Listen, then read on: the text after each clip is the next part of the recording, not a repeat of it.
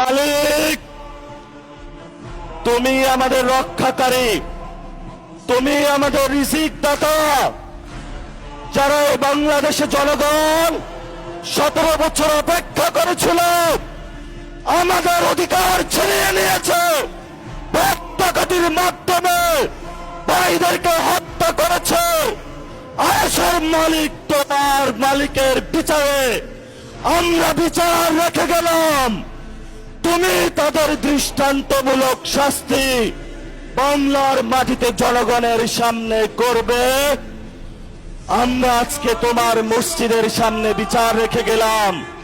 বাংলাদেশের মানুষ হতাশ হবেন না, লা তাহজান ইন্নাল্লাহা মানা, আল্লাহ আমাদের সাথে আছেন, শক্তিমান, ভয় নাই, জয় করব আমরা ইনশাআল্লাহ দ্বিগুণ হয়ে পার্লামেন্টে।